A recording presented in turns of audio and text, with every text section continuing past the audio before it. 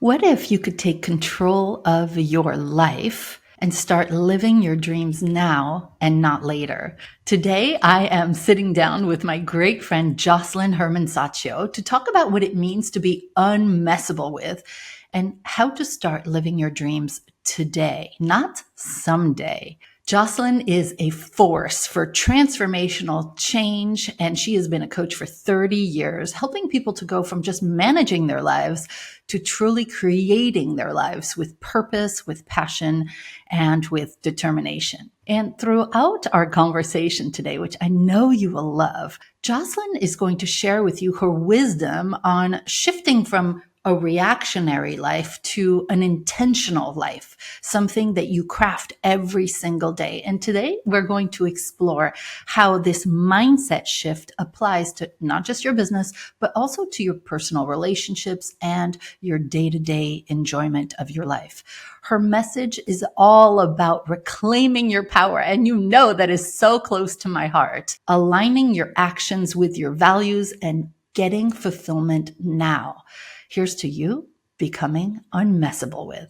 Hello and welcome back to the Fabienne Show. I am delighted that you get to meet one of my good friends that I met in Paris probably just about a year ago. We've spent quite some time. We have lots of people we know in common and a real commonality in how we approach life.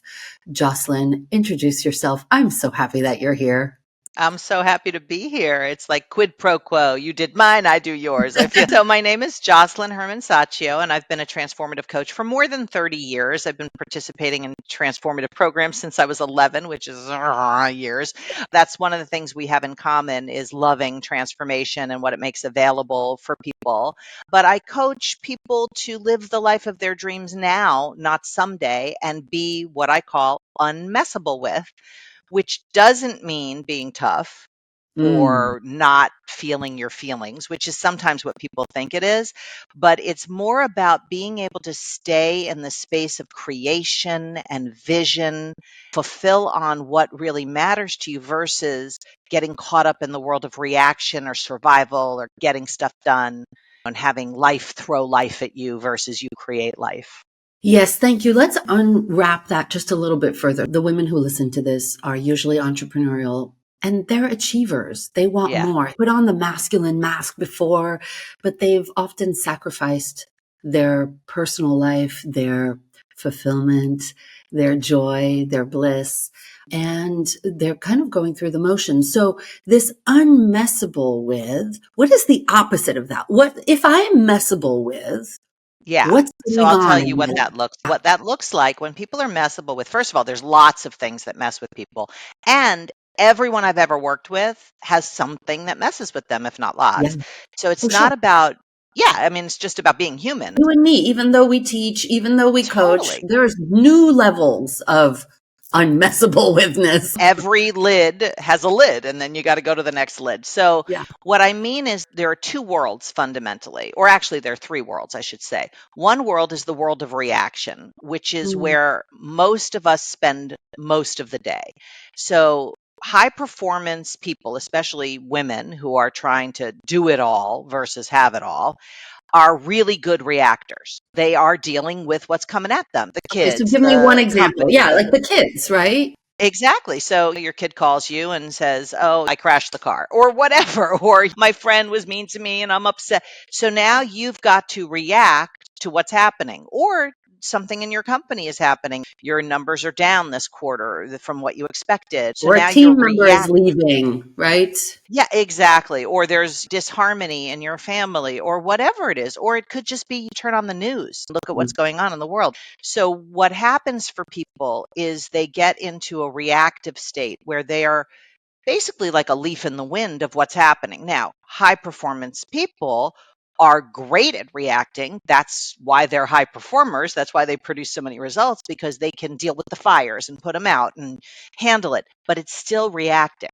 That's very, very different from the world of creation or mm, vision, which all of us have had the experience of being in, but it's like a magic space that mostly we lose over time. So, for example, I'm sure every one of your listeners, if they're an entrepreneur, at some point created the vision for their company, and it was exciting, and they maybe didn't even know what they were doing, but they were just taking actions, and they were failing, they were succeeding, but it was magical. That's the space of being unmessable with, the space of creation and vision. But then they built whatever they built, and it goes into the world of managing and getting through and surviving. And now we got to do the numbers, and we got to pay the staff, and we got to keep this machine going. And there is no magic in management. And 90% of the time, if not more, people end up a prisoner of their own creation. That's what I mean by being messable with. Yeah, honestly, you're describing my biggest program, which is leverage, which is like, Yes. you didn't start out your business to manage people, to be the accountant. You created it so that you could have freedom and impact, and you've built a jail cell. Yes. And that's exactly Exactly. what we're talking about. But it's not just with business. I mean, look at people's marriages. They start out in their relationship and it's magical and it's like, oh, and they can do no wrong. And then pretty quickly it shifts into, okay, who's going to Costco? Who's making the dinner? Who's going to take the kids to karate or whatever? Now you're managing life as a couple, but you're not creating your marriage. And it's not like your marriage is bad. Your marriage could be fine, but that's the key word, fine. Let's talk about creating marriage for a second. Sure. I love the idea of creation and vision for a marriage. I think Derek and Yes, I love Derek. and we adore your husband as well. What does that look like for somebody who's listening right now? She's like been focused so much on the business and the kids and making sure everything is being held together. Perhaps her partnership isn't what it was 20 years ago. Tell me about that creation vision thing for that aspect of your life. Well, it's interesting because it's for any aspect. So you can take marriage, but it applies to even your business, right? So vision doesn't persist. So anything that's created like that, vision, possibility, dream, they don't persist. They live in language, and they live when you're sharing it or when you're creating it. Stuff persists. The bookkeeping, the schedule, that stuff persists. But vision is only real when you're creating it. So if you're not creating it, you're remembering it. And it's the same thing with your marriage. So if you're not creating in your marriage, I know that sounds like jibble jabble, but it's like, what are we creating this year? Michael and I sit down all the time. I mean, at least every quarter, but sometimes more often than that. We do it every week in my business. He's my thought partner with my business. Like, okay, what am I creating for the next year in my business? What do I really want to fulfill on for the next year? We do that in our marriage. We do that for our family at the level of family, not just the level of couple, right? Yeah. I think what happens for people by default is you get into, and it's not like it's frantic, but you get into a survival mode, or getting through lifeness kind of settles in, and you're getting through life. It's like another Friday, another Thursday, and getting things done. But vision, when it's not real in your business, people are just getting through their jobs and getting their paychecks too. So if their vision isn't being kept alive by you as the leader, and I like what you said, you didn't get into business to manage whatever it is. Leadership and management are two different modes. Leadership is all about creating and keeping vision alive, having people be connected to their own vision so that they see their vision being fulfilled through your union, whether it's in a relationship or in a company, which is a relationship, obviously. The other night at dinner, and thank you, that was delicious. And there was enough food for an army. I know. I was please, like, Michael. Take an example of somebody yeah, who says, I really want to get good at tennis, sure. but they prioritize video games or something like that. And so I think the coaching Right. was, dude, you're saying you want to get good at tennis. What are you going to do differently? I guess he wasn't in that vision creation mode. Yeah. Well, what I would say, I think maybe what I was talking about is you always win the games you're playing. The problem is that people lie about the games they're playing. So I'll bring it back to food because we love food. So if you say you want to lose 20 pounds as you eat cheesecake every night or croissants every morning, there's a disconnect between what you're saying and what you're doing. So another analogy is there's two tongues in your life. Tongue in your mouth lies, the tongue in your shoe doesn't. So your actions tell you what game you're in. So if you say you really want this delicious marriage, but you're not taking any actions to fulfill on that, then I've got to be suspect about, well, is that what you really want?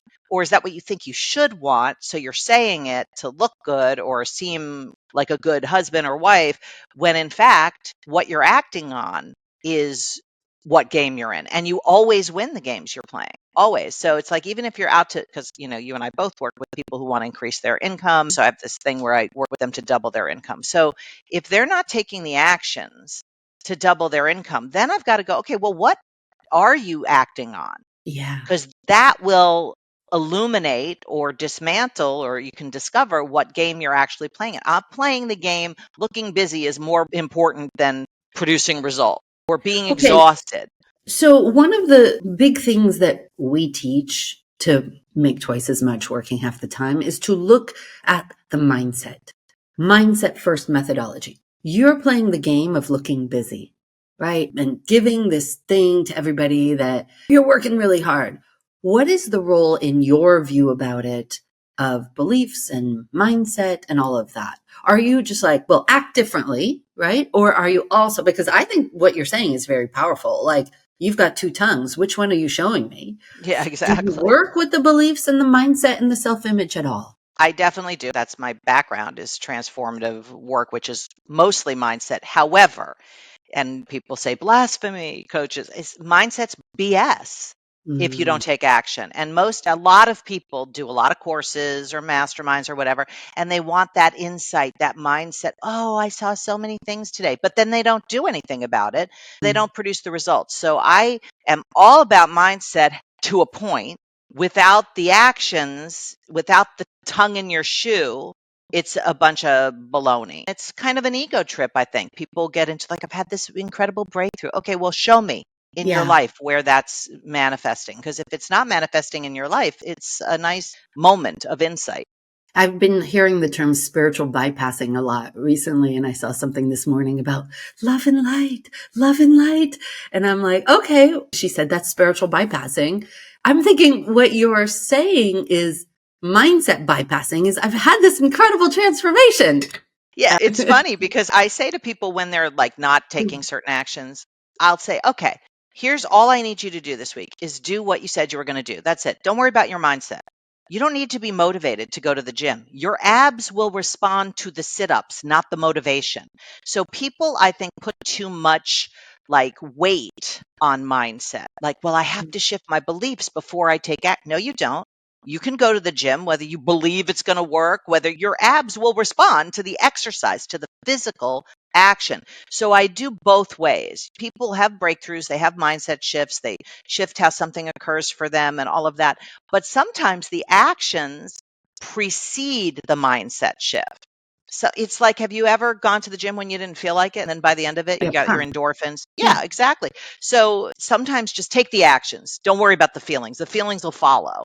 And if they Yeah. don't, the abs will follow. So who cares? The micro habits, the tiny habits. Your job today is to do one push up. Yeah, Since you're already down there, you might as well just do 10 or 40 exactly. push-ups, whatever. Just get started. So what I think you're saying is feel the discomfort, feel the non-motivation, and do it anyway. Well, that's life. If you just want to be motivated all the time, you'll be waiting till someday, which doesn't exist. So it's like, I have never wanted to go to the gym ever. It's like, it's just not something I want to do. I don't ever want to do laundry. I mean, luckily, I don't have to do laundry because my husband loves doing laundry, No. but it doesn't matter whether you want to, you do. The only thing I ever want to do is eat cheese and listen to Barry Manilow. That's it. That is the only thing I ever want to do. And go to the market at Bestie. Exactly. Maybe have a glass of rosé if it's later in the afternoon. But the point is, people focus too much on that. They're like, well, I just really need to be motivated or I need to be inspired. No, you don't. You need Yeah. to take the actions to fulfill on. It's the same thing in a marriage. So I have somebody who shall remain nameless, who they've been having intimacy issues in their marriage. It's been a long time. And I said, okay, well, here's your job. This week, you just need to have sex with your husband. That's what you need to do. You need to pull off the band-aid. All this, like, I don't know why, I don't want to. You and I can say, have you ever had sex when you didn't feel like having sex? And then at some point the feelings follow? I can say I have. So it's Mm-hmm. like just obviously not if there's some abuse or anything like that Of going on, course. but I'm it's not like talking if about it's that. yeah, of course not. But it's kind of like, and then she reported back to me that she did. And I said, okay, so what happened? She said, there was just connection and intimacy. I said, exactly, because the action produces, you're waiting for the connection and intimacy to want to take whatever action. So the same thing in business. You're waiting for some inspiration or motivation to take certain actions, or you're waiting to be able to trust your employees to give them certain tasks. Okay, give them the task. They'll work it out and you'll be able to correct whatever you need to correct. But that's one of the biggest problems with people being burnt out, as you know, is they're doing everything. They hire people and do their job. It's like, or they don't hire people and they're doing everybody's job because they think it'll just take too long to train somebody, or they're not going to do Too it the way expensive. too Yeah. expensive, too time consuming. And the truth of the matter is that's a myth. And if you wait for that mindset shift, you'll never give away your company. You'll never be deletable. I always say you want to design yourself to be deletable, like that dating app. And most entrepreneurs don't, which is why they end up burnt out, exhausted, in that martyr syndrome. It's just, and they lose all magic in their company and what they're building, like why they started it in the first place. So I want to take a distinction. I'd like a new distinction from something you just said. So you've been in transformation your whole career. My whole And life. yeah, your whole life. 46 years, you know. How do you separate transformation from mindset? Because for me, mindset is transformation. You got to look at dreaming a bigger dream. You got to look at the resistance. What is the resistance? It's not procrastination. There's something in there about beliefs, about self-image, about deserving, about whatever it is. And then the third part for me of mindset is taking action with unwavering faith. Those three: dreaming a bigger dream, clear the resistance, and take action. What does mindset mean to you versus transformation? Well, mindset is something you can change, and transformation and change are very different things. So, change requires something already existing that then you alter, right? So, you have a mindset of, I don't believe in myself, and now I'm going to shift that to, I do believe in myself. So, that's a Mm-hmm. shift in mindset. Transformation is creation from nothing. So when transformation occurs, the first thing that happens, it's not linear, but this is, if it were linear, this is what happens, is nothing gets created. Mm. And once you create nothing, you can create anything. That's really where vision comes from, is from nothing, not from fixing something that's messed up. So now I'm going to shift a mindset, or I'm going to shift a situation, or I'm going to change something. So change and transformation often get conflated, and people confuse them and think they make a big life change, that that's somehow a transformation, but it really isn't. Transformation is creation from nothing, but first you have to create nothing, and there's a lot of ways to create nothing. Okay, I need you to help me with that. Sure. First, you have to I know create it's a nothing. lot I'm like of, trying to find a real world example here. yeah. Well, when you see that your belief, let's just say about I'm not good enough, that's a pretty common one for everybody, Yeah, right?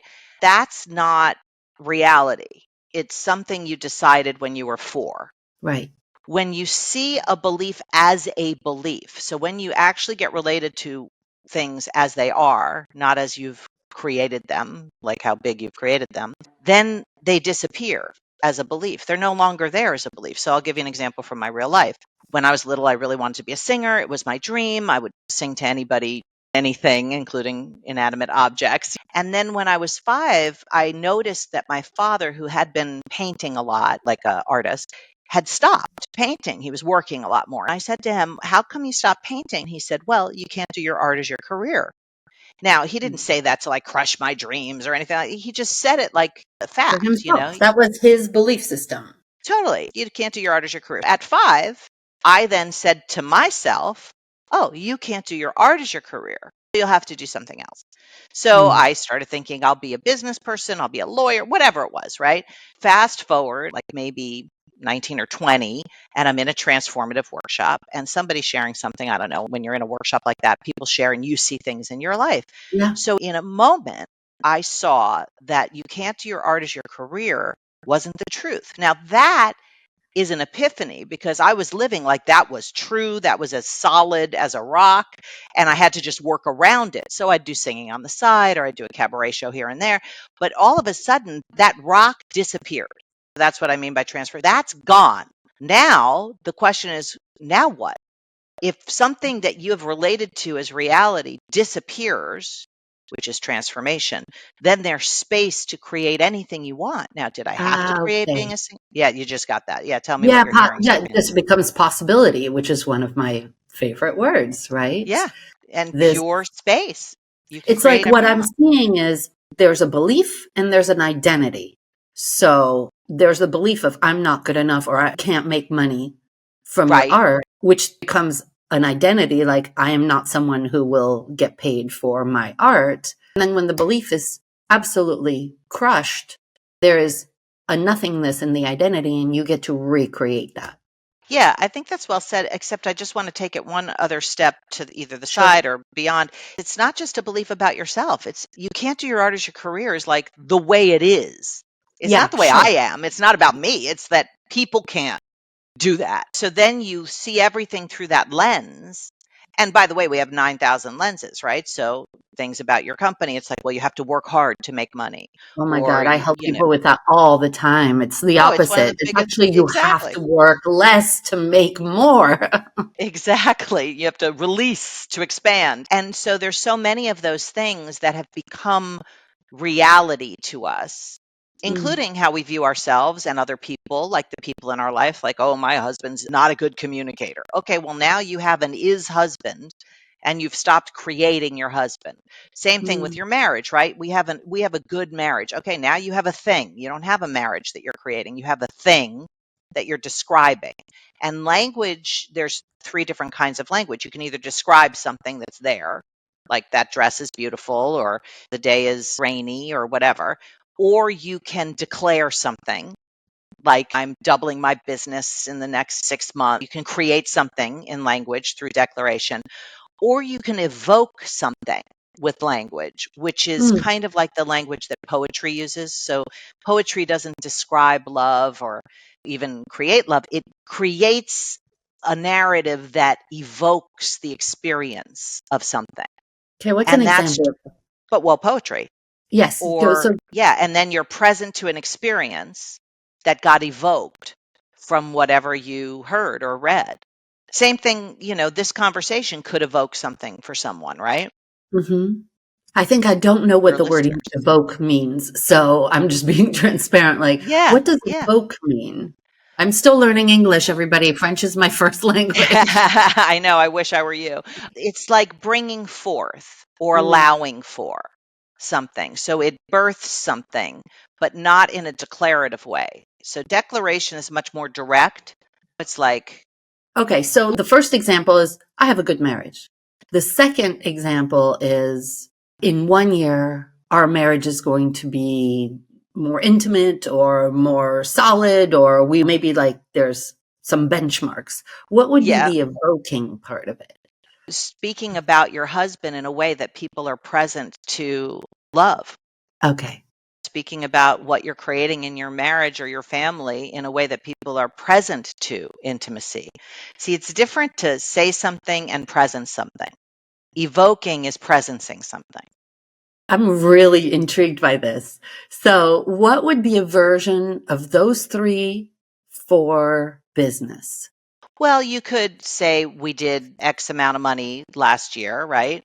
Or X amount of revenue or, net revenue, whatever you want to say. You're describing something that Yep. happened in the past, right? Or my company is a well-oiled machine. That's a description, right? Yeah. And then a declaration could be we're creating an environment where we are going to be transparent with our customers. Mm. That's like you're creating something that maybe isn't real yet. It could be, but it's like it's your creation. It's not a description of something in the world, right? It's language. And then evocation could be you're sharing with me your vision for your company, and I'm now present to my own vision for my own life. So you're sharing about, like, I just want women to be free. I want them to be able to have the most delicious life, to be able to work half the amount of time, but make twice the amount of money. And what that would make available for them is the kind of life they always dreamed of, where they're able to fulfill their deepest dreams that they put under the carpet. I mean, what are you present to right now as I talk about your business? Yeah, what I'm hearing is one, it brings in the imagination. Imagination is rich. It also brought up, gosh, it feels so yummy. Like, yes, that, where in a year we'll do rah, rah, rah. It doesn't Yeah, feel as lovely as poetic. Now you've brought me back different. to it. And it also brings me to manifestation, the law of attraction, quantum physics. Your word is your wand. And I just really love that. For some reason, I teach this, I live it a lot of the time, but to hear it, this evocation, I'm going to look that up and I'm going to live more from that. Well, it's a great space to toy with because it is all in language, so it's accessible to all of us, and it creates a world versus a goal or a thing. There's a difference between the world of vision and a vision. When you say your word is your wand, I do a lot of work with that because I don't know, I think I've shown you my tattoo that, for Yeah. those of you that are listening, you can't see it, but it says abracadabra. And that in ancient Hebrew and Aramaic means with my word I create. I create Mm. as I speak. So your word is your wand, and you're always creating with your word, except a lot of times it falls into that description mode, which makes things fixed and rigid in life. Yeah, So perpetuate. if something is fixed, I can't transform a cup. I can change a cup, right? I can make it maybe without a handle. I can paint it. I can make a little sticker on it, whatever. But that's not transformation. You can only transform something that is able to be disappeared. And language makes that possible with anything. You can disappear a story about someone or something or yourself and then just create something new. Okay, give us an example, if you would, about disappearing a story. Sure. Well, I'll give an example from my life. Is always the best way to do it. Always. Um, It's easier. Yes, exactly. So for many years, when I first met my husband, I met his father, and people warned me about his father before I met him. They said, "Oh God, you're going to meet Tommy. He's nasty. He's just a really difficult guy." So I already had sort of like a lens that I was going to look at his father through. But I'm like, "Oh, Miss Possibility, I can get along with anybody." Blah blah blah. But then I met Tommy, and he was like really difficult and nasty, and people called him Little Napoleon. Okay. This is just, and he was just like this guy that no matter what I tried, and I had a lot of muscle in being able to cause possibility, right? I couldn't get through to this guy. There was just impermeable. At one point, my 5-year-old daughter was at his house for the day. And then when she came home, he called accusing her of stealing his hairbrush, and she's crying on the phone. And he's bald, so I don't even know why he needs a hairbrush. But he's like, "You stole my hairbrush." I'm like, "What is this insane MF doing?" So I just kind of disconnected from this guy. I was like, "First of all, you don't come after my kids. You come after my kids, you're done." That's when Unmessable with becomes Don't Mess With Me, which is a different world, right? And so we pretty much were in a Cold War for about 10 years. And then at one point, once again, I'm in a transformative workshop and I'm just visiting. I'm not even leading it or in it. I'm just visiting somebody who's leading it who, was my friend. I hear somebody sharing about something, and I got what it evoked for me was how much I love my life. And I do. I love my life. And at this point in time, I was living in a 5-bedroom apartment in New York City. I was leading transformative programs on the weekends. I had a nonprofit. I was working in the community. I had a talent management company. I have 3 beautiful kids. And really, why I love my life and my relationship with my family is so amazing is because of Michael, my husband. So Mm. I got present to how much I love Michael and that he's the source of my great life. Then all of a sudden, it occurs to me that Tommy's his father. And in that moment, I'm very logical. So the laws of syllogism kicked in. And I said, well, if Michael's the source of my great life and Tommy's his father, you could say that Tommy is the source of my great life. Woo, I'm covered in chills.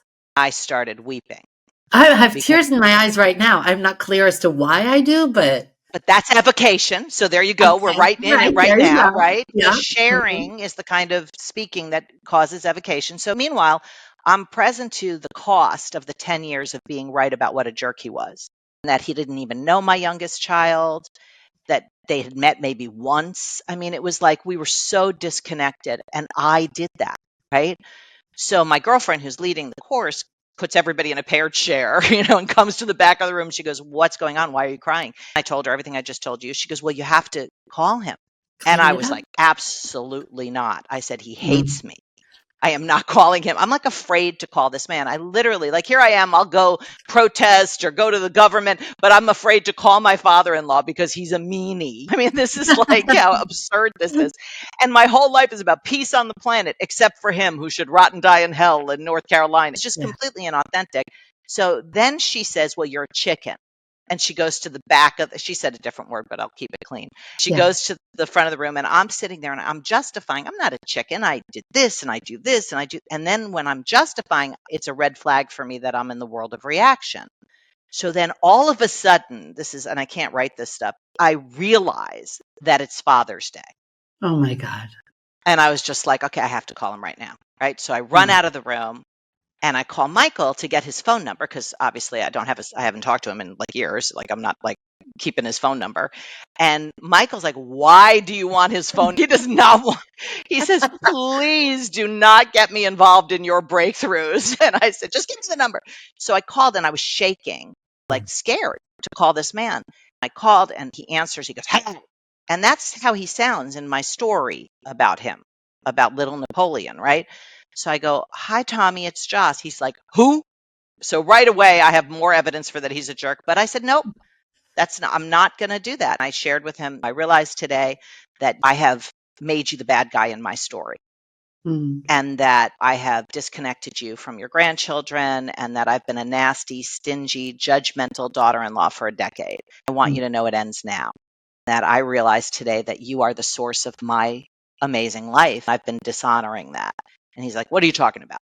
And I started sharing with him about how Michael's the source of my great life and that he's all that whole thing.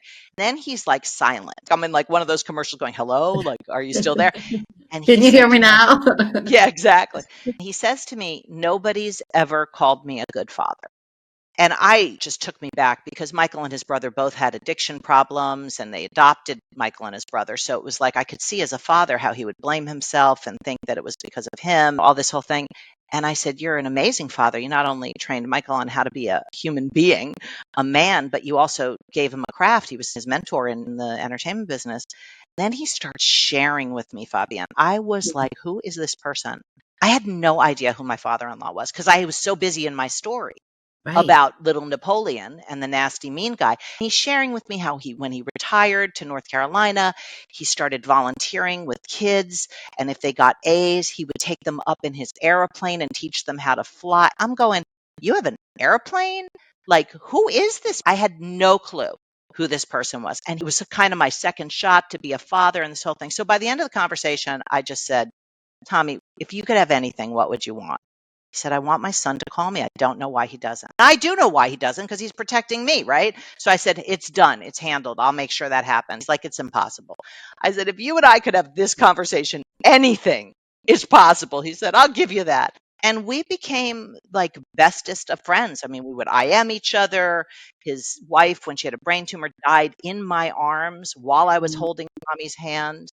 And when he got married, the next time, Michael was his best man. I mean, Wow. it was gone. The whole little Napoleon thing was gone. It disappeared, the story. And I told him, "You can count on me from now on to be a loving and appreciative daughter in law, no matter what." That's a declaration. So I said that in the conversation. This is what you can count on me for. We had a new future in that moment. 10 years ago, we got a phone call that he died in a plane crash. Mm. And while it was horrible and sad and everything, it was complete. Like the very next Yeah. thing there is he knew how much we loved him. We knew how much he loved us. Our relationship was whole and complete. But it took 3 seconds of courage to give up that story. It's really And fascinating how we can have these things in our lives that are immutable. Like, I'm never going to be able to XYZ. yeah, Or I remember visiting Paris I'm still drying off the tears from the story about Tommy. I know. I, I It's 10 visited, years this month. It's like really fresh. I've been thinking about him a lot lately. I took Claire, my daughter at the time, I think she was 10, to Paris. I forget what Derek and the boys were doing, but I said, just the two of us will come to Paris. My former client and friend, Tara Marino, was living in Paris at the time. So we meet up with her a couple times and we're by the Seine River.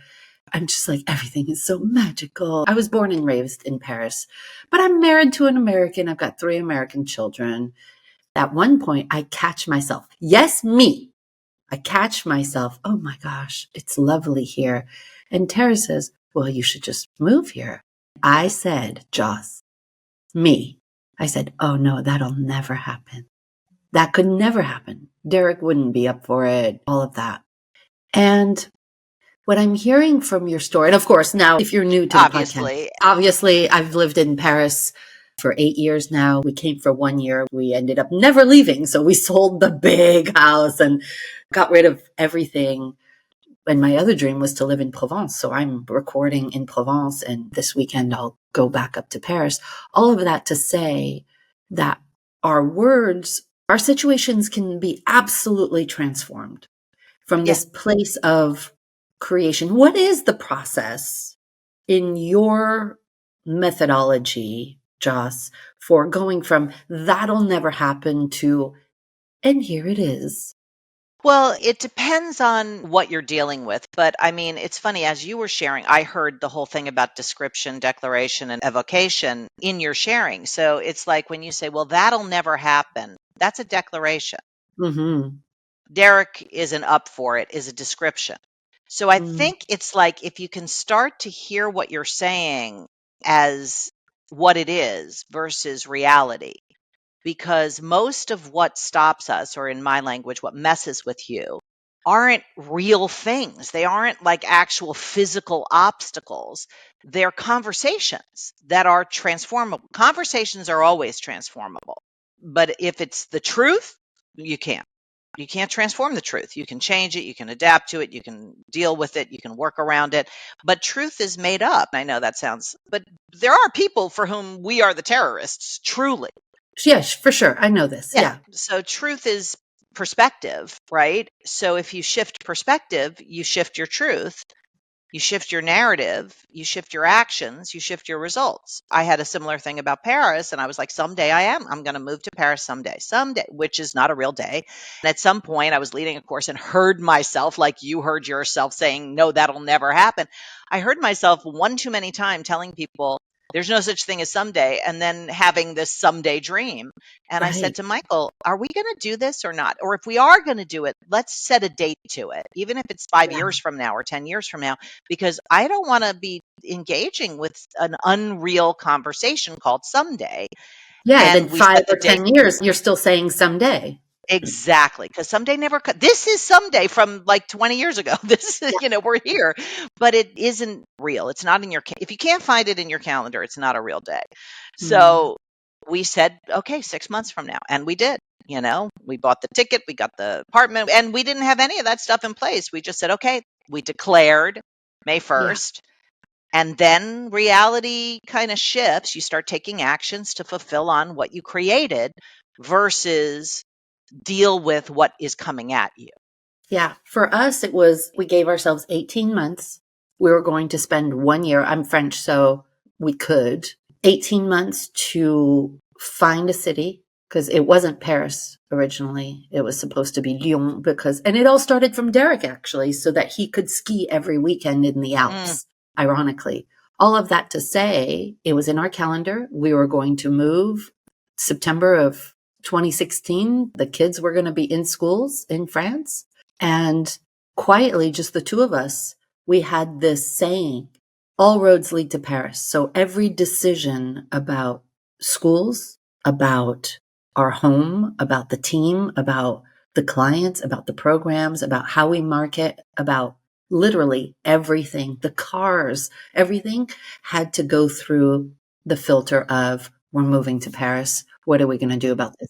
And then we let people know about it a few months before, but it was already done. It was in the calendar. Done, done, done. Yeah, and when you create something like that, then it shapes everything. It shapes how you relate to your children, how it shapes how you relate to your parents, it shapes how you relate to yourself. I mean, I remember not eating bread for like 3 months before I came here because I wanted to save up all the bread for once I got here. Now I just keep having bread, so it's not working out very well. But in any case, cutting my wine and bread because I knew once I was here, I was not going to be restricting my wine and bread. So it's the future you're living into always gives you your experience of the present, your actions in the present, everything. So you're living into a future of Paris, which you and I both created to do. It impacts everything. Now, the bigger thing is, why do you want to live in Paris? Because that's where I would start working with people on their vision. Because Paris is a vehicle, it's not the vision. There's something about being here, I would assert, I know for me, but I would assert for you, that evokes an experience. It's not Paris, it's the experience you want. So when people get what their vision is, they're not limited to the vehicle. And that's a lot of entrepreneurs, speaking again to your audience, is people get fixated on the vehicle and they lose sight of the vision. It's like saying, I want to be at $1 million so I can sit on the beach. You know, you could just change your entire life, move to Thailand, And sit on the beach. sit Exactly. on the beach and make almost nothing. Yeah, I was Go just ahead. coaching somebody in the Provence retreat that I just led last week. And I said, you can move to France, because she's thinking about moving to France. And there's a lot of turmoil, lots and lots of turmoil around that, because she has a life somewhere other than France. And I said, in the end, I want you to think about who you are being when you are in France. What is it that you like about here? Because one, you can recreate that anywhere. You don't need Anywhere. France, but everywhere you go, there you are. So some people are like, I'm having a tumultuous relationship, and they end that relationship and go to the next relationship, and Good luck. and you're having another tumultuous relationship. So, and again and again and again. So everywhere you go, there you are. What is it that needs to shift so that you can experience that, whatever you're searching, and then move to France if you want, or then, sing if you want, but really looking at what are you searching? Yeah, and that's part of going back to your question about marriages and creating marriages. It's, what are you creating in your marriage? What's the vision? Is it freedom? Is it space? Is it connection? What is it that you're creating? Because that can be your truing mechanism or your heading. Like if you were a sailor going out on the sea and you had no heading, you just end up wherever the waves or rain took you. But if you have a heading, the waves come, the rain comes, and you can keep truing yourself to your vision, so to speak. Yeah. So, part of being unmessable with is keeping your vision not only alive, but created, not remembered. Because once you create something, you're not stuck with it. You can create something new in the next moment unless you've made it a thing and Right. identified yourself with it. So now it's like you're stuck. Yeah. I'm always looking for more loveliness in my life. And as I'm listening to our conversation, I'll go back and listen to it one more time. I want to look at where I have these fixed ideas, where I have these things that I can shift, that allows me to. I'm always saying you can have it all, whatever all means to you. Yeah. And where do you stop and why? I want to look at where I may be stopping myself even further. I think Yeah, this is a it's delicious powerful to do. I conversation. do it a lot, but I had to do it recently for next year. I was creating my programs for next year and everything. And there was something that I was going to do with somebody, which I won't talk too much about, but I was scheduling it and it was going to be a big money maker. Like it was like a game changer money wise, but the schedule, I started to like fill up my calendar, right? And I was like, okay, I'll just like suffer through the year with this. And then I won't do it again. I'll just do it for the year to bank up some cash to da, da, da. As I'm saying it, I was like, what am I talking about? I'm going to suffer through. No, no. It's And I not just who said, we no, are. I'm No. not doing it. I'm just not doing it. And I started taking out the chunks from my calendar. Space Yeah. and freedom, which is my vision, space and freedom. Yeah. Yeah. So with Michael, we're always looking at, okay, what are we creating space for and what we're creating consistent with freedom and space. So it's a good tool, not just in your business, but in your life. Yeah, I think it's good all around, really. Super, super interesting. You don't have to do anything. You don't have to keep your company. You don't have to do what you're doing. You don't have to live where you're not stuck with anything. You don't have to be who you think you are. You're not that. You're nothing. Now what? Yeah. A lot of women who are listening to this because they're in a stage of discontent in their lives. I call it divine discontent. And I'll explain why the divinity piece comes in, is that they have everything. They have a business. The business is doing well. They have the 2.5 kids. They've got the partner, or not the partner, but on the outside, they have everything. And yet there's a yearning for more. There's this stirring. There's this, oof, I just want more or different in my business. I have this dream that I've been pushing down into the water. Yet it's absolutely crazy for me to rock the boat because everybody else thinks I have it all. And that's the discontent. But the divine piece is it's not logical. I have worked my tush off to get to this place, and the discontent must be something beyond me. I like this process of you don't have to have that business, change it. You don't have to live where you live, change it. You don't have to stay with that person, whether that's a friend or a partner or whatever, change it. It's really a blank canvas if you allow it Yeah. to be. Have to and can't are not real. I used to think I had to stay in New York until my parents passed because I have to be available for them every weekend. And they are the ones who said, "What are you talking about? Get the hell out of here. Live your dream." And we're going to go see them this weekend and all of that. But what you're talking about, what wanting more and something's missing, it's really the lack of fulfillment. What you and I were Mm, talking about before we even started recording. And fulfillment is confused, I think, for people. They look at it as a feeling. Like, I don't feel fulfilled, even though I have all this stuff, I don't feel really fulfilled.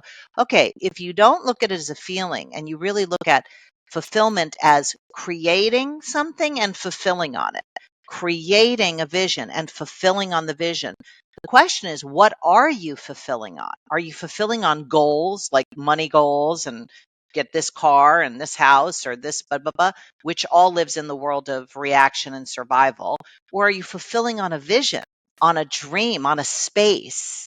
Because mm. that is magical. Whatever you're talking about fulfillment being missing, I often say it's because it's the lack of the presence of your vision and your actions to fulfill on that. So when people feel unfulfilled, my first question is, okay, well, what are you fulfilling on? So just say that one more time. I think I got it. It's Mhm. not about the feeling, it's about the lack of a completed vision. Well, the thing about vision, it's never completed. Okay. It's not like a goal. Goals get completed. You reach whatever number or you get the house or whatever. The vision is fulfilled and unfulfilled all at the same time. So if you have a vision for freedom, in a moment you could experience freedom, but it's still unfulfilled at any moment because it's not finished. So it's a place you're standing in, you're coming from, and you're going to all at the same time. That's the space of Mm, vision because it's a mm. spatial conversation. It's not a dual, it's not in the dual world, like a goal that gets met in reality. It's spatial, it's experiential. So, how do you work with vision when you're working in your own life or with a client?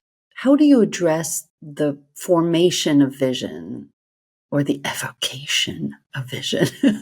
Well, mostly when you ask somebody what's your vision, they'll give you a goal, right? If they can even see that far, right? So Yeah. some people, I don't know what my vision is. Then they've got stuff that's incomplete that you got to complete so they can look up and see what their vision is. But if they give me a goal, I'll say, okay, now let's say that happened. Now what? What's available to you that wasn't available to you without that having happened?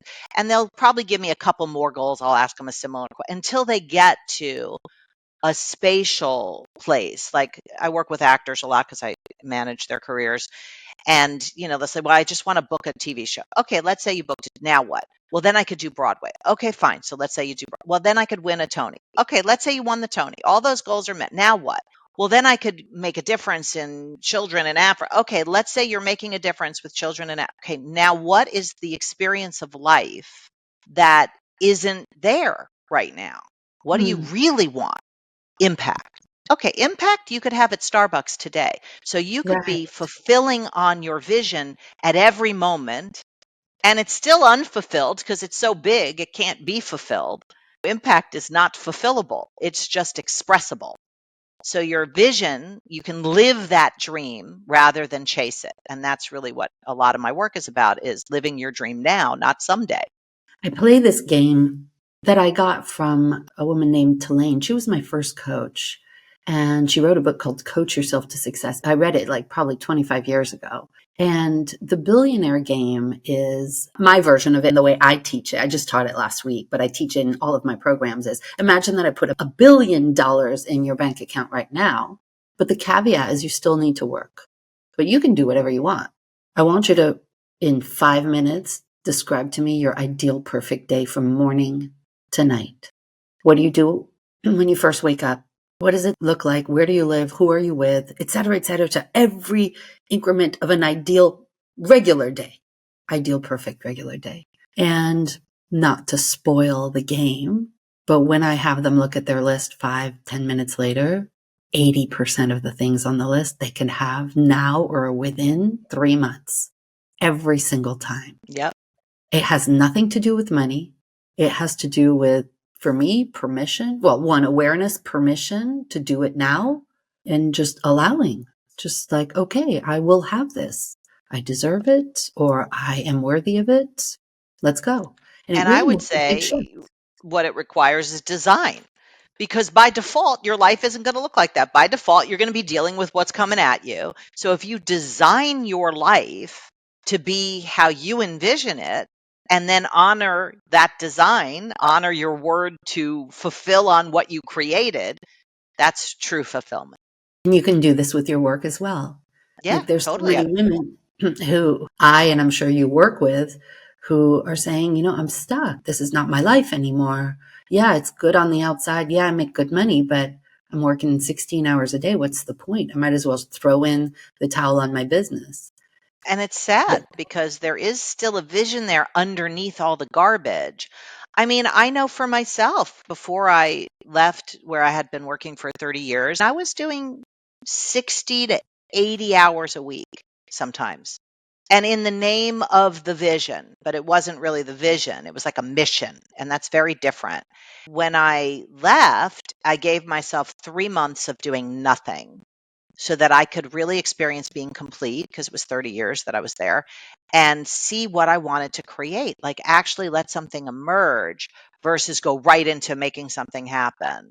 It takes something to be at nothing. It's like you don't want to give up what you're doing because it's better the devil you know or something. But I work 12 hours a week now. Yeah, Very different life, but very it's different. designed. I had to design it that way. It's like, okay, what do I want my life to look like? I want Fridays off. I want Saturdays off. I want Sundays off. I want half of Mondays off. I want to not work in the mornings. I want to be able to go to yoga. I want to be able to go to the market. I want to go Mhm. have coffee with my friend, and it's designable. All of it. I've been living my life this way really since the day I became a coach. It was like, this is how I want it to be. It's not something that everybody thinks through, because we're going from, you got to show up at school at 7:30 a.m. and then Yeah. you have to go to sports and then you have to go to soccer or whatever. Our lives become the lives of the others in our lives, if you know what I And mean. we become really good at reacting to what's happening out there, gaming the system or making it work for us or whatever, accomplishment. Yeah. But that's not necessarily fulfillment. No, thank you for that massive distinction. I am so delighted to have had you here with us Oh, it's today. such a pleasure. We've been talking Really. about it for a while. I'm glad we finally fulfilled on it. Hold on the vision. You have some gifts that you wanted to share with the Fabienne Show listeners. Would you let us know? And of course, I'll put them in the show notes. Let us know where we can find the gifts. Absolutely. So I was trying to decide what would be the best thing to give people, because I have an imposter syndrome process that people can do. I have a peace promise kind of book that can help you get more peace in your life. I have a basics of being unmessable. I have all sorts of stuff. So what I did is I put a page together on my website, which I is love all that. my free stuff. You can get to it. You can go to my website and go to freebies, which is beunmessablewith.com. But if you want to just go straight to the freebies page, it's gift from Joss, JOSS.com. I Gift love from it. So Joss. easy. Yeah. Pick a gift, any gift. Any gift, any gift. Thank you. Thank you for that. What would be either your mantra, your word of wisdom, a book, a resource that really helped you that you would share with us before we wrap up today? Well, Buy Back Your Time by Dan Martell, I think, is one of the best resources for entrepreneurs who are doing a lot, but not having it all. Given that's what we've been talking about, I think that's a really good resource. And Dan's an interesting guy. He's very masculine. So I would definitely, you got to take what works for you Yeah. out of it. That's what I do. I take what works for me, I soften it, I make it however I need to make it. But that has made a big difference for me in being able to create the 12-hour work week. And then the other book I would say for anybody who wants to raise money or funds, things like that, is The Soul of Money by Lynn Twist. And I've raised about $90 million over the last 40 years for different charities. And she's really the mentor on fundraising. So if you have anything about asking for money, this is a book that would be good to read. I'm connected with her. I might just have her on this podcast. What a great She's idea. amazing. Yeah, she's a miracle worker. We will link the 2 books that Joss just mentioned in the show notes so that they're easy for you to get. Thank you so much for joining us. What a Thanks for wealth having of me. information and insight. And just, I adore your personality and being with you every chance I can get. So It's always fun wonderful to to be have you with here. you. Yeah. Thank you. Thanks everybody for joining us. I'll see you next time. Bye.